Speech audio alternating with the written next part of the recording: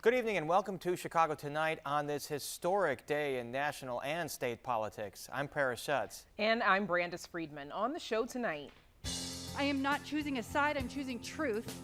It's the only way to defeat fear. President Donald Trump becomes the first U.S. president to be impeached twice. Local members of Congress join us to share their perspectives. Extremist groups involved with the Capitol's insurrection. Who are they and what danger do they still pose?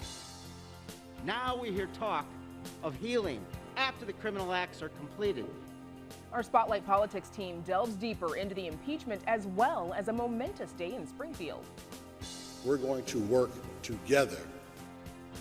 Illinois' new House Speaker promises unity as the historic tenure of Speaker Michael Madigan comes to a close.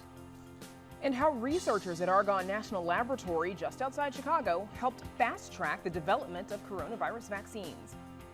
But first off, some of today's top stories. As we just mentioned, it was another history-making day on Capitol Hill. Lawmakers voting to impeach President Donald Trump again. This makes him the first president in history to be impeached twice. And it comes exactly 1 week after rioters stormed the Capitol building. The ayes are 232. The nays are 197. The resolution is adopted. Without objection, the motion to reconsider is laid upon the table. Members of the House voted on just one charge, inciting an insurrection. Illinois Republican Congressman Adam Kinzinger was among the 10 Republicans who crossed the aisle to vote in favor of impeachment. Paris has reaction from other members of the Illinois Congressional delegation in just a few minutes.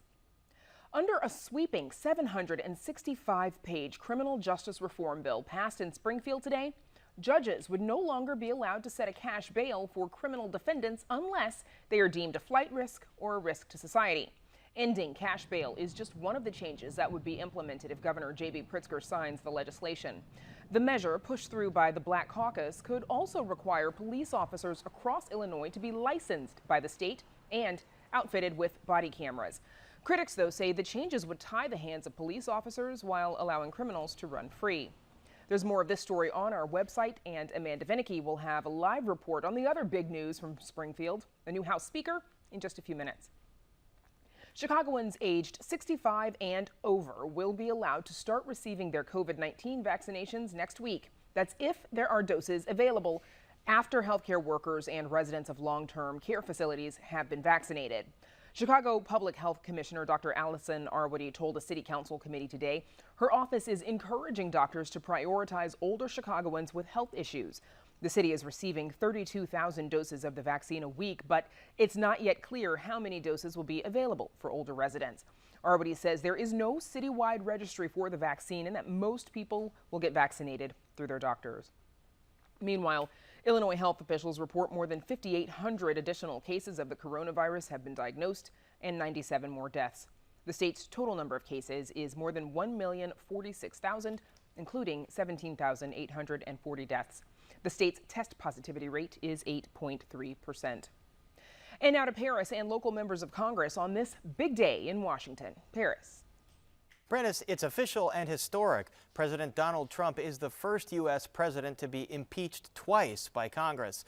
Today's resolution passed the U.S. House of Representatives with 232 yes votes and 197 noes. Among those votes to impeach Trump are 10 Republicans. It is the most bipartisan impeachment vote in U.S. history.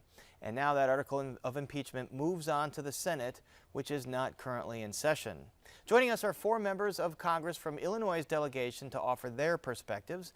Congressman Jesus Chuy Garcia, a Democrat from Chicago, Congresswoman Lauren Underwood, a Democrat from Naperville, Congressman Bill Foster, a Democrat also from Naperville, and Congressman Sean Casten, a Democrat from Downers Grove. We should add that we invited every Republican member of the Illinois Congressional delegation to join us.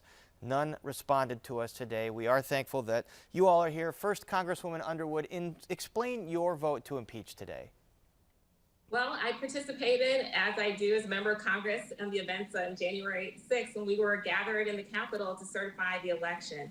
You know, President Donald Trump incited the violence directed towards the U.S. Capitol and the United States Congress as we were conducting our constitutionally outlined duties. And, you know, he incited, he encouraged, he He did not in any way acknowledge his role, and for that, I voted to impeach. And there were, a spectrum of opinions during the floor debate today. 10 Republicans did vote to impeach, but everyone else voted not to. Let's take a sampling of what was said. Now we hear talk of healing after the criminal acts are completed.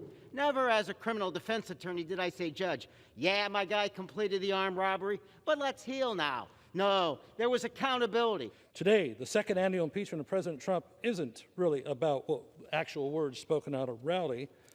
No, this is all about, Madam Speaker, the unbridled hatred of this president. With truth comes love, and we could use that right now. My vote to impeach our sitting president is not a fear-based decision. I am not choosing a side, I'm choosing truth. It's the only way to defeat fear. Congressman Foster, what do you make of this narrative among much of the GOP that this impeachment is not warranted and it will just further inflame tensions in the country and not unite anybody?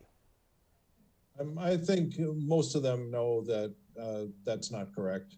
It was a very somber mood in Congress in the run-up to the vote. There are many Republicans that I work with regularly when you'd meet them in the tunnel on the way to or from votes, they'd nod and smile at you. And this time they were looking down and avoiding eye contact.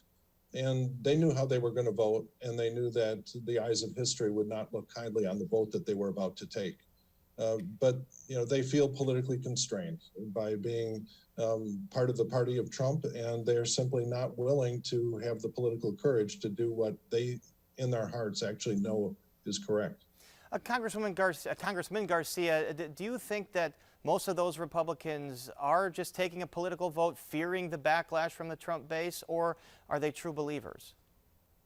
I think it's a combination. I think mostly they believe that Trump continues to hold a great influence over their party, and there's a good level of cowardice within the party in not coming forth and acknowledging that rhetoric has consequences. This latest mob action on the Capitol of the United States is not the first time that Trump has incited violence. We saw it in California. We saw it in the massacre of predominantly Latino, Mexican American people who were used as targets.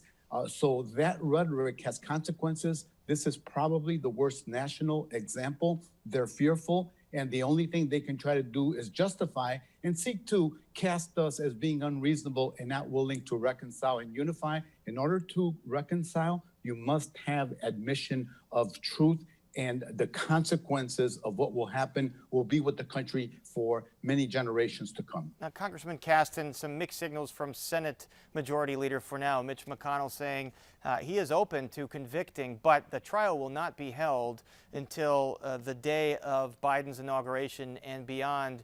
What do you think that does for the effort to convict? Well, look, the reason we impeached today was not because we are under any illusions that Trump is going to be out of office on January 20th. It's because we've seen how much damage he can do to our country and to the lives of all of our members and the Capitol Police and the staff on one day. We cannot afford to have him in office a day longer. Mitch McConnell is perfectly capable of moving expeditiously. If you don't believe me, call Amy Coney Barrett. She will tell you how quickly he can move. Mitch McConnell is a coward. Now, the consequence of this, of him not moving now, is that we will have a full and complete hearing. We will have full and complete investigations. We will have control of the Senate, and we will actually have witnesses, which we didn't have in the last impeachment. And I think there is going to be a reckoning for every one of my 197 colleagues who looked at everything that has happened, looked at Trump declaring war on the United States Capitol for the first time since 1812 and deciding this was a time to do nothing. So certainly he's going to throw it into the hands of the incoming Majority Leader Chuck Schumer and say, the ball is in your court. Congresswoman Underwood, we've alluded here to the tone in Washington, the somber tone. We've all seen the images of all those National Guard in the halls of Congress. Can you just talk about what it feels like to be in Washington right now? The Capitol complex has been transformed. There are fences surrounding the entire perimeter. I understand they're 8-foot metal fences that are non-scalable. That's what the law enforcement folks told us during some briefings. We see many, many different armed law enforcement officials, whether they're Capitol Police or National Guardsmen, both inside and outside of the building. There are limited points of entry. There's no vehicle traffic. There are no pedestrians or community members. There are no tourists. There are no school groups. It is a different place. It reminded me of a college campus. It was like what I would imagine War College being like. And everybody in uniform. And a lot of folks talking about it. It's what capitals look like, perhaps in countries that are in the middle of conflict right now. Congressman Foster, there's some Democratic colleagues of yours saying that they believe that some of the very far right members of Congress were leading reconnaissance tours of the Capitol to some of these alleged rioters the day before. Have you seen any evidence of that, or that there might have been some kind of coordination on the inside? I have not. That allegation, I believe, came from Mikey Sherrill, who is a member I have great respect for. So I expect that there is some, foundation behind that. It's one of the good things about the Capitol is there are security cameras everywhere, and so we'll actually see what happened in that instance, and we'll know the truth. So it'll be important to have thorough investigations, even independent of any impeachment considerations here. Congressman Garcia, I think you told me last week when you were flying back after that day, there were lots of Trump supporters on the flight. That was a bit uncomfortable. What specific threats have you heard to your safety, to the safety of state capitals, the U.S. capitals in the next week or so? Well, personally, we haven't received that many threats. Perhaps after my floor speech today, that will increase. But getting back to the members of Congress who just refuse to wear masks and who insist on coming onto the floor armed, we have reason to be fearful of that and to be concerned about that. When you add to it the possibility that there could have been collusion and coordination from within, it underscores the importance of having a complete and full investigation about what has transpired, because this is an ugly chapter in our history. In order to move beyond it, we need to get the truth out and all the facts before us. But I'm also concerned that there will be threats and actions taking place in state capitals all over the country. These are white supremacist armed groups, and they are a national threat. This has been documented by the FBI and other intelligence agencies in our country. It really warrants the attention of Congress as well as state legislatures. And we're digging more into that in tonight's show as well. Congressman Caston, Congressman Garcia alluded to folks possibly packing on the floor, some Republican colleagues of yours refusing to go through metal detectors and giving some grief to Capitol Police. What was going on there? It's a deep concern, and there's a rule that dates back to 1967 that members are uniquely allowed to have firearms in the Capitol complex. It's an outdated rule. We need to change it.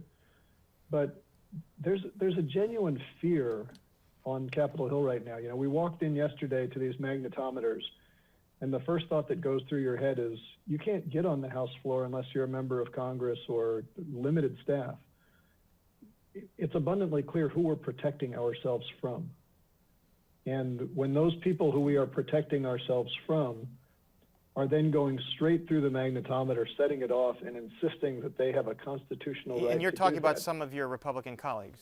Exactly. And keep in mind, my first awareness that they were going through was looking in the eyes of a Capitol Police officer who's had a pretty tough week, with just this look of panic in his eyes, saying to someone else, Boebert has gone through, Boebert has gone through. What this are is we Congresswoman Boebert, QAnon sympathetic Congresswoman from Colorado.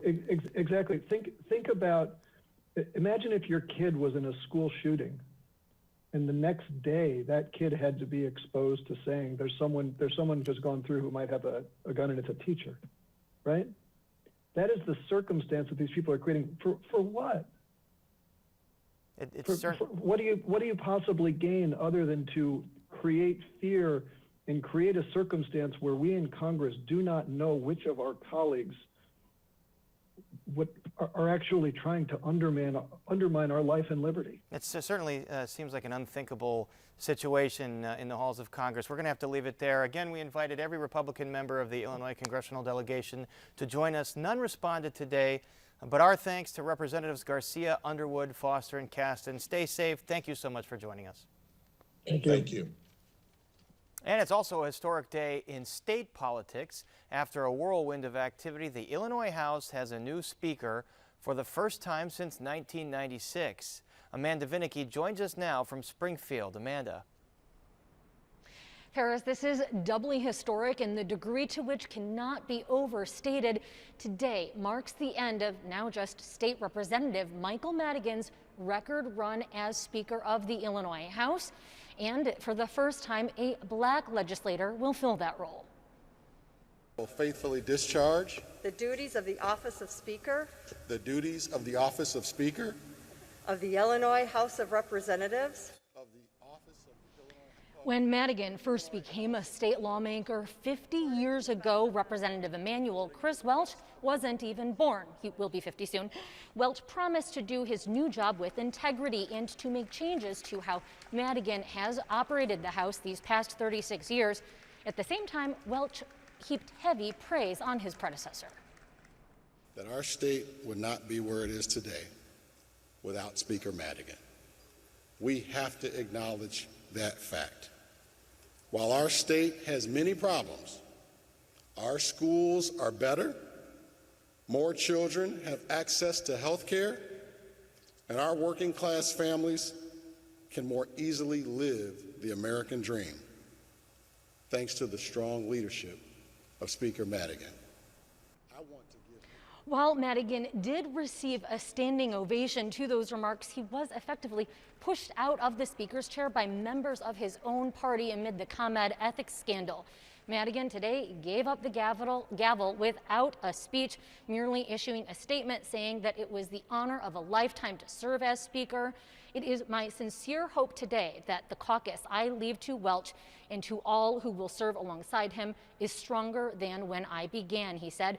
And as I look at the large and diverse Democratic majority we have built, I am confident Illinois remains in good hands. Republicans say no, Madigan did not make Illinois better. His legacy leaves broken promises to Illinois taxpayers. Listen, a legacy driven by absolute power and control. The legacy is also one which failed its citizens with unbalanced budgets, broken pension systems, tax increase after tax increase, with nothing to show for it. House GOP leader Jim Durkin says he was disappointed in how Welch recently chaired a special investigative committee probing Madigan's ethical conduct. But like Welch, he signaled a willingness to cooperate and to work together. And that would be a change among other changes coming.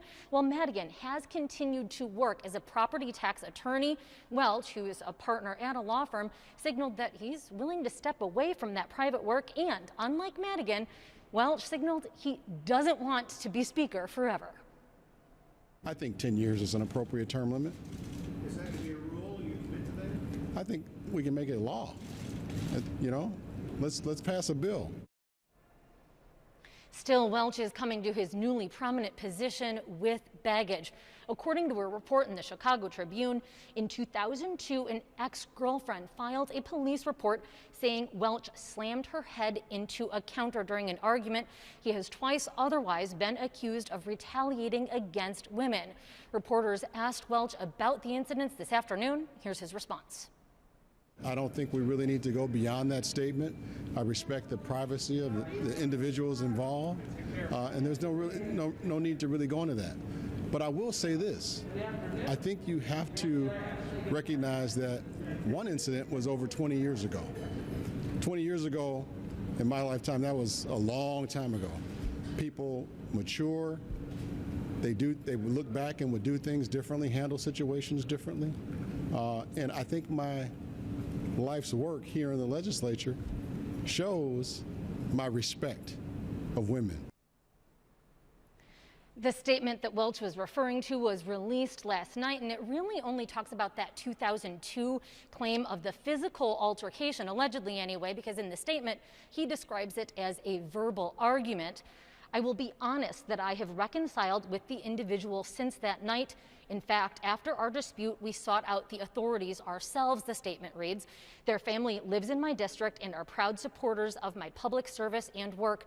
However, I must convey my dismay over the lack of decency displayed by the GOP politicians and their urge to use this report against me. Now, most Democratic women were satisfied with Welch's explanation to them about those past incidents, but not all. One of the leaders of the Me Too movement in Illinois, that State Representative Kelly Cassidy of Chicago, said she could not vote for Welch in light of it, issuing a statement saying that he has denied each allegation.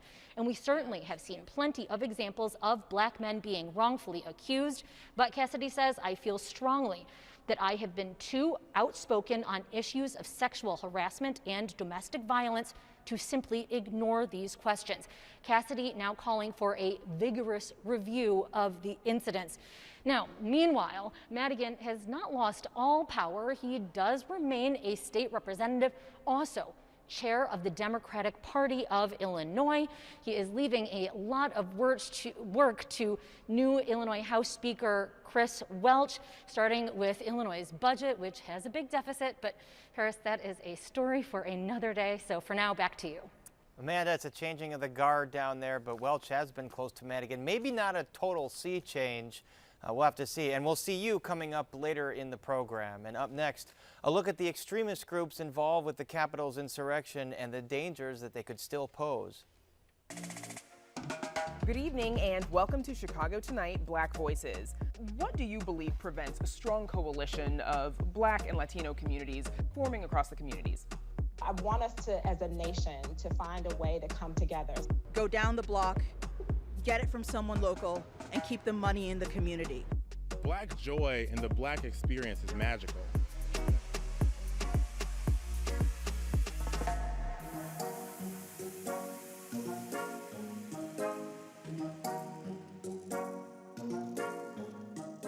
As Democrats and some Republicans impeach President Trump, the FBI warns of armed protests planned at capitals in all 50 states ahead of Inauguration Day. Last week's deadly storming of the U.S. Capitol brought together many extremist organizations, from right-wing militias to members of the Proud Boys. Joining us to discuss those organizations and the potential threat they pose are Megan Squire, a professor of computer science at Elon University and a senior fellow at the Southern Poverty Law Center. She tracks online extremism. And David Goldenberg, Midwest Regional Director of the Anti-Defamation League. Thanks to you both for joining us. So, David, there was a poll that the ADL released yesterday with YouGov finding that 77% of Americans are at least somewhat concerned of violence in America from anti-government and militia movements, and 75% of white supremacists. About 64% are concerned about violence from Antifa, though we should note that there has been no evidence that Antifa activists fueled that violent mob at the Capitol last week. David, if you would break down some of the extremist militias and white supremacist organizations that we're talking about here. Absolutely. Well, first of all, let's start by also pointing out that what occurred last week on last Wednesday was arguably the most predictable act of domestic extremism in recent modern history. As you said, you had a lot of groups ranging from the Proud Boys to the Oath Keepers to the Three Percenters to Turning Point USA, different groups like that who are showing up at the Capitol and mingling, frankly, with others who are just there to protest, that created sort of this type of mob mentality that you're going on. And so as we look to sort of the future of what people are concerned about, they're concerned about the presence of these groups and these organizations and their growing strength in some places. Megan, how do these groups, assemble and communicate with each other online? Where are they doing this? Yeah, the role of the online platforms cannot be overstated in this case. That's absolutely where the vast majority of the planning, if not, all of it, was happening before these events and probably future events as well. A variety of platforms, so everything from the big mainstream platforms to niche, smaller platforms that you might not have heard of. They were all involved in this case. What are some of the ones that we might not have heard of? Parler has gotten some press. They're now struggling to find and keep hosting. They've been removed from some of their infrastructure. Gab is a platform that we've been tracking for some time. Telegram, DLive is a video streaming platform. So quite a variety. David, in October, the Department of Homeland Security's Homeland Threat Assessment named white supremacist extremists as the biggest threat facing the U.S. It read in part, among domestic violent extremists, racially and ethnically motivated violent extremists, specifically white supremacist extremists, will remain the most persistent and lethal threat in the homeland. David, what does this mean? Why are these groups the ones that are deemed the most dangerous, the biggest threat? Yeah, and I would say they're not the only threat, but what we've seen in recent years, though, and ADL's tracked this, that over 90% of extremist-related murders last year were committed by white supremacists. If you look at it, it's over 80% if you go back the last few years. And so what you find is that while there are extremists on sort of both sides of the political spectrum, those who are on the right they have come across and are actually taking action in a much more violent way. And you see greater levels of harassment, of vandalism, of assaults, and even worse. And so their actions tend to be much more violent, and they are much more violence prone, as we've seen in recent events. Megan, we've seen social media and internet companies try to make convening online harder for these groups. We know about Twitter and Facebook taking down these extremist accounts. Amazon Web Services has stopped hosting Parler. Are these moves effective? Does it at all stall or limit the ability of these groups to communicate and organize? It does. In fact, the term that we use is network disruption. It actually does disrupt the network pretty effectively. There are, subsequent actions that happen, though, and those can't be forgotten either. So where do the people go next after they get removed from one platform? Typically, they'll go to another one. Unfortunately, a lot of times the platform companies are not in communication with one another. So one platform will sort of wash their hands of the problem and pass it on to the next one to deal with it. So it's an opportunity for the companies, I would hope, to communicate and cooperate a little bit more. But unfortunately, we don't really see a lot of that happening. Does that sort of destabilization of their communications, does that make it more difficult for government, like law enforcement, to track them? Sometimes, not always, though. There are some upsides to folks moving to other platforms. So they tend to be very disorganized when they get there. They make a lot of mistakes. They don't know how to use the platform. So there's some opportunities there. And then what I'm finding in my work and data collection is that it's often easier to collect data from some of these niche platforms than it is from the mainstream ones in some cases. So it's a mixed bag. David, an FBI bulletin says that there are armed protests in the works for state capitals in all 50 states and in D.C. ahead of the inauguration next week. What do we know about what's planned so far? Absolutely. Well, the first thing to know is that these protests in the 50 capitals was a protest that was organized by many Booglers around the country who, frankly, are not necessarily supporters of President Trump, and they're not supporters of Joe Biden. They are largely an anti-government movement. They had been planning to do this a number of weeks before the election and sort of in their own sort of rights efforts. And so they put out flyers. In light of what occurred last week, a number of them have tried to kind of pull back from these, but these flyers have been largely disseminated, and these protests, potential ones in state capitals, are turning into something potentially a little bit larger and bigger. We have seen increased intensity and chatter online from extremists and others who want to participate in some of these marches, but what we've also seen too is less organization than we saw around prior to the events of January 6th. And so what we have to do, though, is realize that we've got to take them at their word, and law enforcement and elected officials and others need to be prepared for the potential.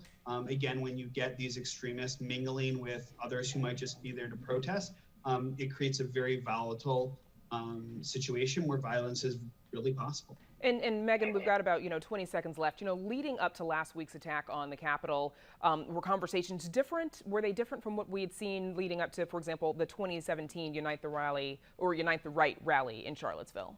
Yeah, there were a lot of differences there. The rhetoric had the same heat, but the mixture of groups was obviously different. And I thought what was unique about this event that was a little bit surprising was the amount of what I would have considered normie Republicans that were involved in some of the discussion. It was truly shocking. Okay, we'll have to leave it there. My thanks to Megan Squire and David Goldenberg. Thank you for joining us. Thanks, Prince. And still to come on Chicago Tonight, longtime House Speaker Michael Madigan has been ousted. We hear from one of the top Republicans in the Illinois legislature. I'm voting for impeachment because I know we're still the country my parents believed in. Our Spotlight Politics team examines the second impeachment of President Trump and how researchers at Argonne National Laboratory just outside Chicago helped enable the fast-track development of coronavirus vaccines. But first, some more of today's top stories. A Chicago man is facing federal charges for allegedly participating in last week's riot at the Capitol. Federal agents say they learned about 40-year-old Kevin James Lyons of Gladstone Park because of two pictures he posted to his Instagram account. This one from January 5th showing his route from Chicago to D.C. with the caption, quote, "I refuse to tell my children that I sat back and did nothing. I'm heading to D.C. to stop the steal." The other post was a picture outside Speaker Nancy Pelosi's office with the caption, "Whose house? Our house." Lyons was ordered released on bond today. Find out what other information he gave federal agents by visiting our website. City inspectors have cited 11 Chicago restaurants and bars for allowing indoor drinking and dining despite the state's continued stay-at-home order.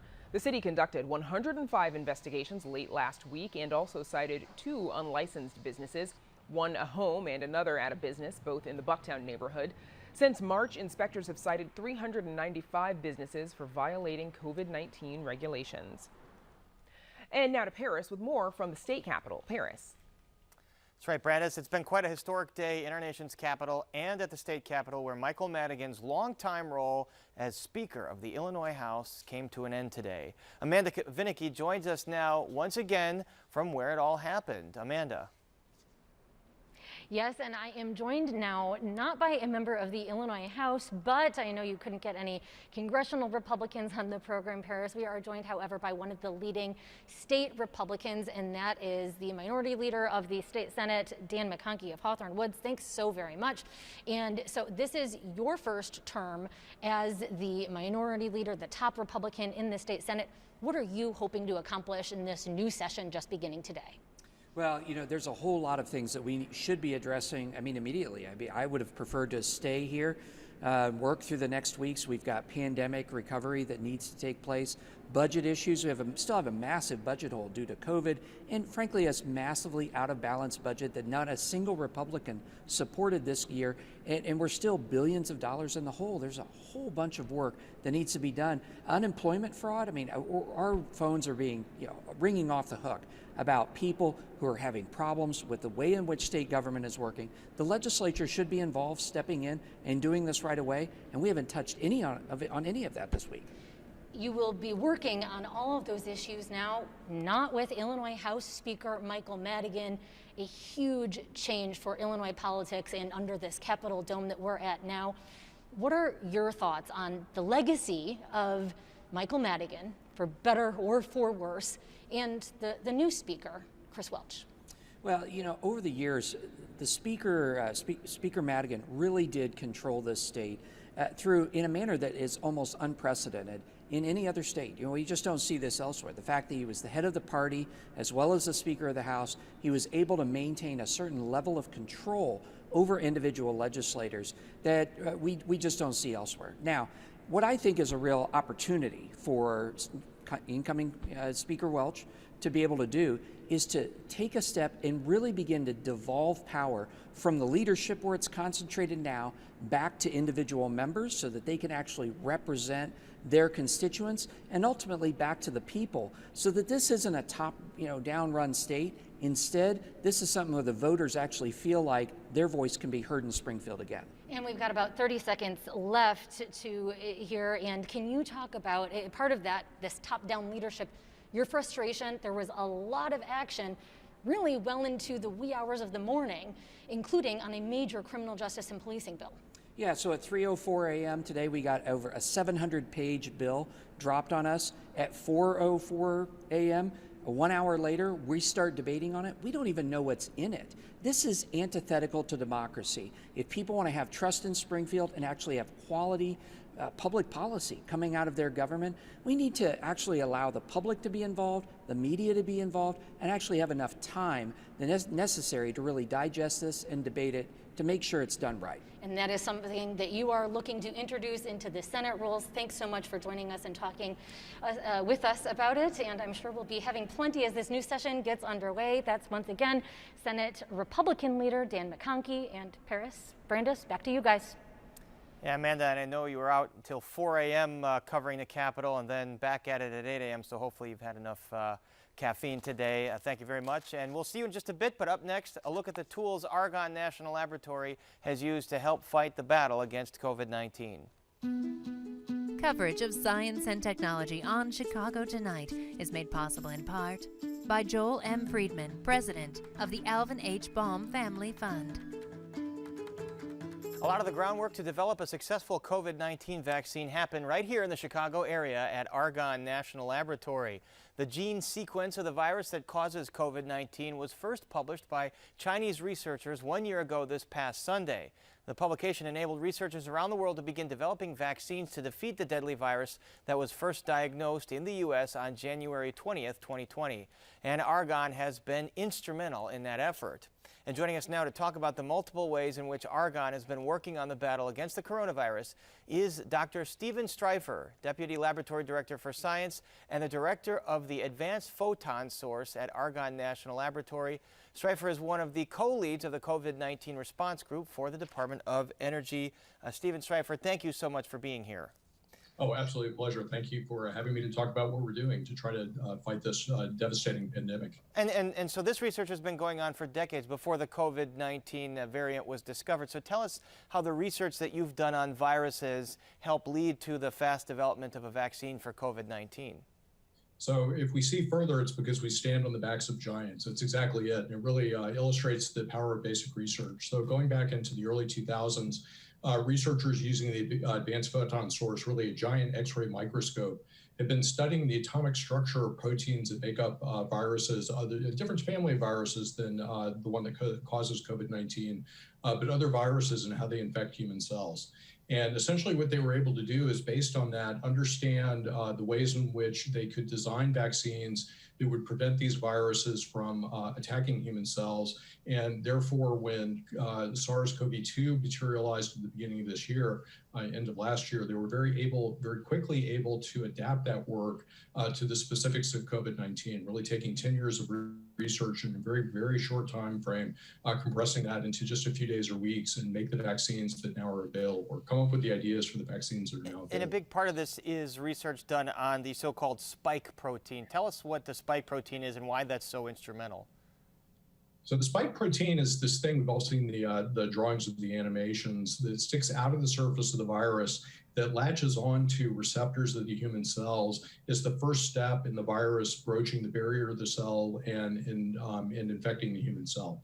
So it turns out that there are actually two configurations or structures of that protein. The spike protein, one before it starts the engagement with the cell, and then a structure once it's actually attached to the cell. And specifically what these researchers have figured out that went into the Moderna vaccine and other vaccines that are being deployed right now was an understanding that you had to create a vaccine that provoked an immune response to that first configuration of the protein, the spike protein, before it glommed onto the cell, not the configuration once it glommed onto the cell. So an instrumental part of rapidly developing this vaccine. So Argonne, as I understand, has also done some modeling work with supercomputers and artificial intelligence to sort of learn how community spread happens. What did Argonne learn? So Argonne has got a model that we've been working on for a long time, again, just indicating that the background that we have that we've been able to bring to bear on COVID is really essential to the rapid response. But we have a model that's essentially the equivalent of SimCity for epidemiologists, and this model is called City COVID. So what this consists of it's a big computer program with individual representations, call them avatars if you're a gamer, that have program behaviors that we can look at to try and understand the collective response of these fictitious people or avatars. So we can program that model to have particular behaviors, such as how closely people follow the avatars would follow mask wearing requirements, and then extrapolate that to things like hospital utilization rates or predict hospital utilization rates based on the way that impacts the spread of the virus. So we've been working very closely with the city of Chicago to use that for all sorts of questions that they have as they try to lead us out of this pandemic. And so I would assume that you've studied models in terms of distributing the vaccine. When do you think vaccine distribution could be widespread enough that we are technically over the pandemic and can reopen fully? So people talk about this thing called herd immunity. So what we need to get to is about 70 or 80% of the population that either because they've been vaccinated or unfortunately because they've been previously infected. That's the percentage of the population that we need to get to have this so-called herd immunity where we can really put the pandemic behind us. So right now in Illinois, we're vaccinating of the order of about 25,000 people a day. We need to get that up to about a factor of 2 or 3 over that so that we can get out of this pandemic, say, in about the next 6 months or so. So that's really the target, and trying to understand how we best distribute the vaccine, how we support local governments and private infrastructure as we start to roll the vaccine into the next phases where we'd be given out at pharmacies and other clinics. Trying to understand where we position vaccine to really get there as quickly as possible is one thing that we're targeting our models on right now. So ideally, you want to get that up to 75,000 a day. There's also this, controversy over whether or not schools are safe, whether children should return to in-person learning, whether those are areas that exacerbate community spread. What has your modeling shown you on that issue?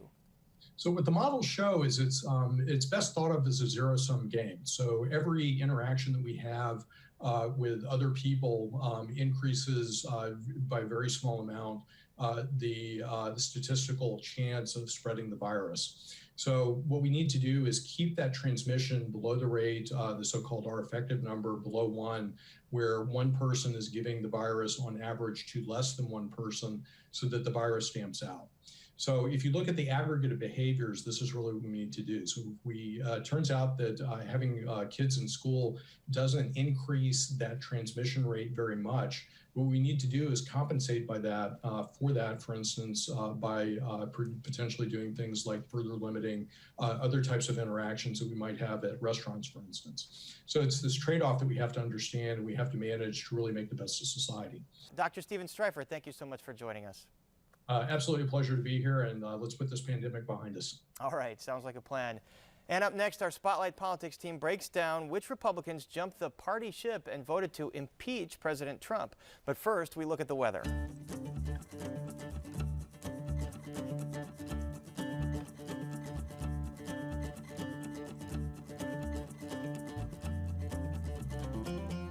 A historic day in our 2 capitals. President Donald Trump is impeached for a second inglorious time.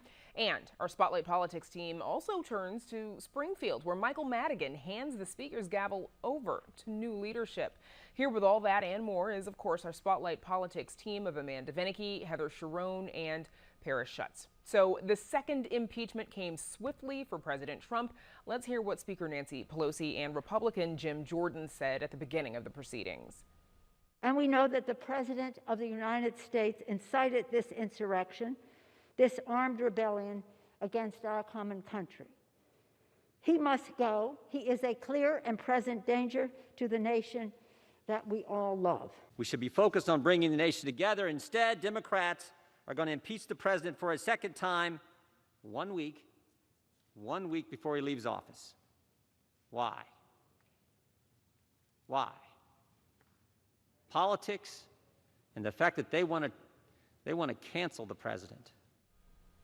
So, Heather, we know that members of the Republican Party did cross the aisle to vote in favor of impeachment. How many are we talking about? But also, what were the arguments today of, healing and reconciliation versus impeachment? So there were 10 Republicans who voted to impeach Donald Trump, which is double the amount of Democrats back in 1998 voted to impeach Bill Clinton. So this is truly a historic event on many ways.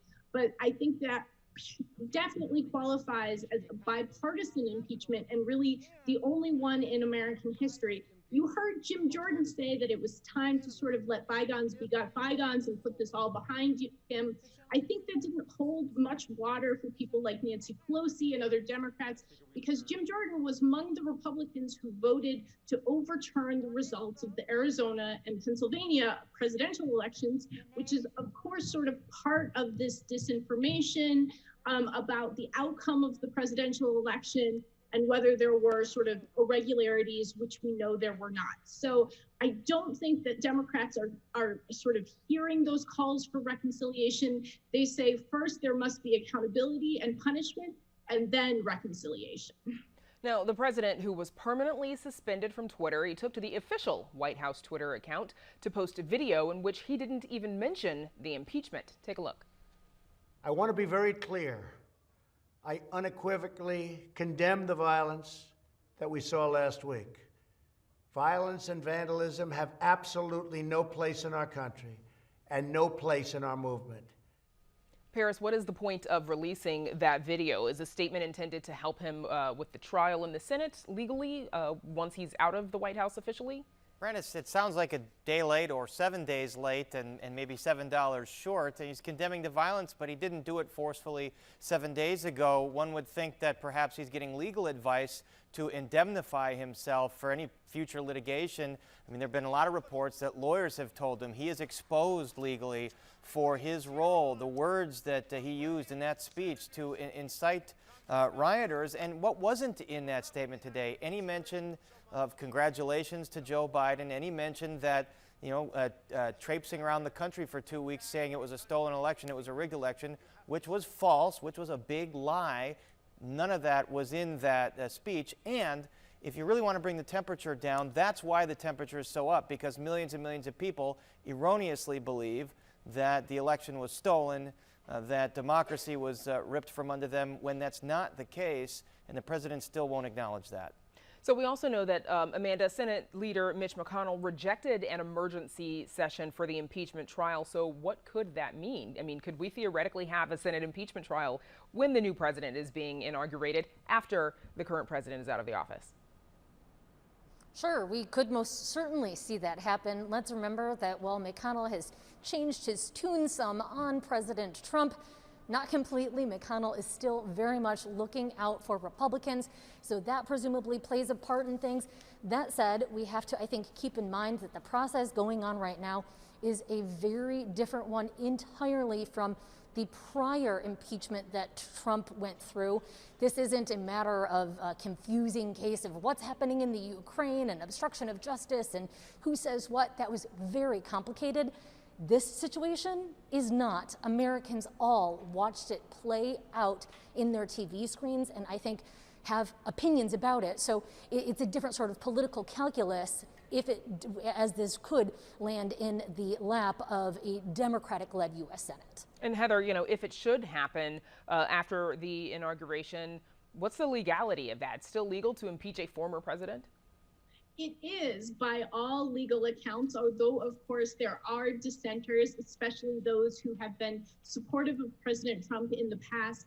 However, impeachment explicitly reserves a potential punishment of banning the person who is convicted from holding office in the future. So most legal scholars say that indicates that an impeachment after leaving office is permissible, and which is why that's really sort of the punishment that President Donald Trump is looking at, because of course he's only served one term in office.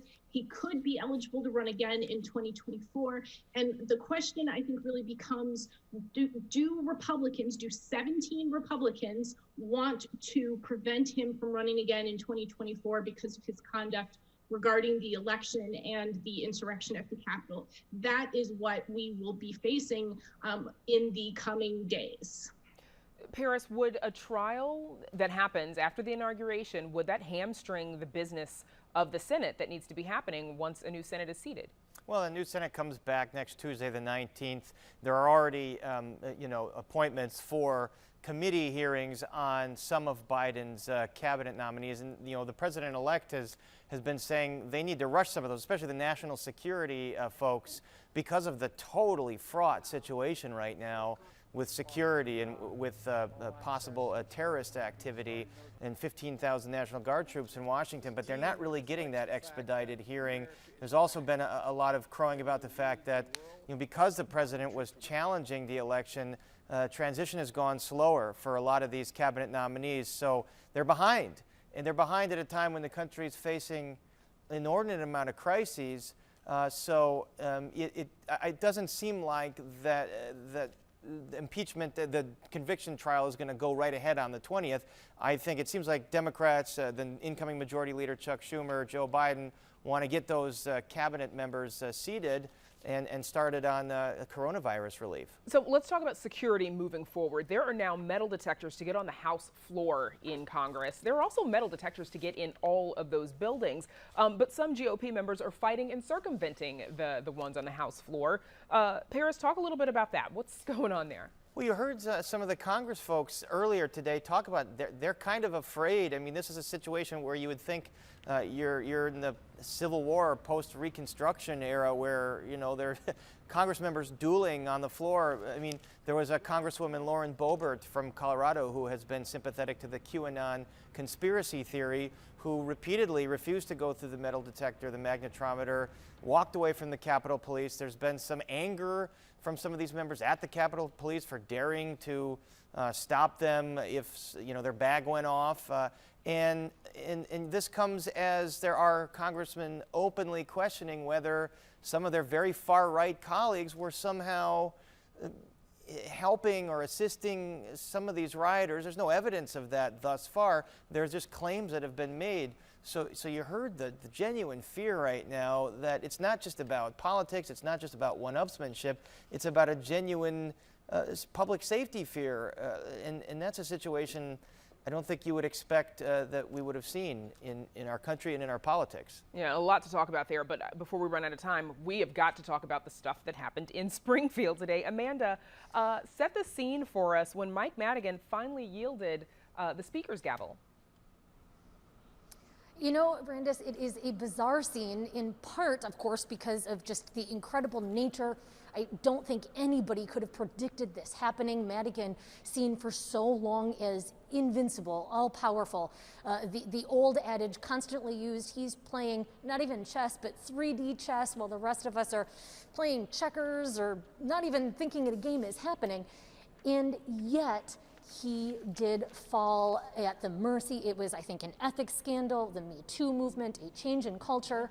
Nonetheless, a very weird situation to watch all of this play out, as well as the machinations to replace him, because the media was really kept from members of the Illinois House. This was in part due to a pandemic, but also Madigan has long had a style of a hands-off approach, by and large, with the media, so it was very difficult to obtain access, hard to even see him. I was, up in the nosebleeds at the convention center where this took place, so you couldn't really see what was happening, even as this monumental turn of events happened in Illinois politics. And Amanda, Representative Welch had 59 votes for a while. What happened to get him to those other 10? So again, we saw really a lot of machinations, up-down votes. What happened was this morning, the other challenger contender for the position, that is Representative Jay Hoffman of the Metro East, he had some talks, some wheeling and dealing. I think it also became apparent that there was no other choice, and women, as we talked about, did end up getting behind him. By the way, really, Welch was propped up first and foremost by members of the Black Caucus. There are 22 members of that caucus. That makes them a very powerful voting bloc, and also the endorsement of the Latino caucus. So with those, it was very hard to imagine anybody else assuming the position. And Heather, GOP opposition research tried to sync Representative Welch with some female lawmakers. Tell us what was up there. Well, it was clear that Representative Welch tried to sort of downplay these incidents. He said they were long in the past and, didn't want to go into detail, as we heard in Amanda's report. I don't think that we should overlook the fact that Representative Kelly Cassidy, who led the Me Too movement, withheld her vote from Representative Welch. And I think that that is going to be a relationship to watch, because there were many people who felt that the next speaker after Madigan should have been a female lawmaker. Ann Williams Cruz ran, as did Stephanie Kipowit. Neither of them could get to that magic 60 vote mark. And with these sort of allegations swirling out there, I think that is going to continue to put a spotlight on gender and sort of female, issues and female empowerment in the state has sort of at, center stage, even as the state deals with a massive budget deficit and the continuing coronavirus pandemic. And it's an indication of how crazy this week has been that we're coming to the end of this segment, and I just now mentioned the raging pandemic going on.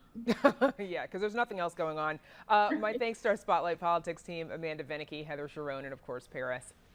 And you can find more on the stories discussed tonight with our Spotlight Politics team on our website. And if you're looking for a little break from all the politics news, I suggest reading our story about how to participate in this year's virtual polar plunge into Lake Michigan with the Chicago Polar Bear Club. That's on our website, WTTW.com/news. And that's our show for this Wednesday night. Don't forget to stay connected with us by signing up for our daily briefing. And you can get Chicago Tonight streamed on Facebook, YouTube, and our website. So you and I won't be doing the actual polar plunge this year. What a bummer, Brandis. And you can Icy bathtub, Paris. You can also get the show via podcast and the PBS video app. And please join us tomorrow night live at 7. We visit North Lawndale on Chicago's west side for the next stop in our In Your Neighborhood series. And as a new House Speaker is sworn in, we bring you the latest from Springfield. Now, for all of us here at Chicago Tonight, I'm Brandis Friedman. And I'm Paris Schutz. Thank you so much for watching. Stay healthy and safe, and good night.